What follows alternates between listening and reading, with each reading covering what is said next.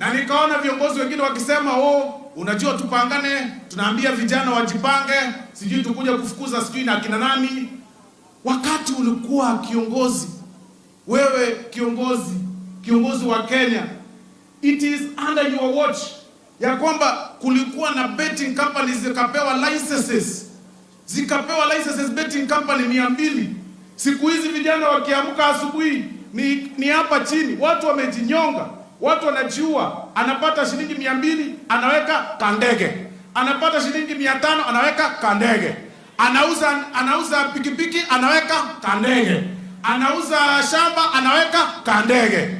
Nasikia kuna kandege kanafanya kakiendana na kila kitu yako, kakienda kakikupeleka hapa chini. It is under your watch that thing was registered. Na ndio maana vijana wengi wako depressed, familia zinaumia, familia zinateseka, wamama wanabaki wajane. Hata siku hizi pia nasikia pia wamama wako na kandege, anapewa pesa ya kwenda kununua ya chama. Nilisikia kuna treasurer alipewa pesa ya chama akaweka kandege, wakati ilipotea akajiua. Tafadhali, it is your problem. Sasa tunajaribu kumaliza hiyo depression ambayo iliingia kwa vijana under your watch, under your leadership.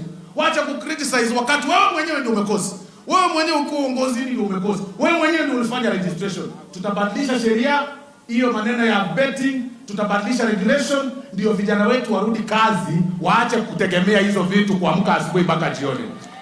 Kwa hayo mengi na machache ni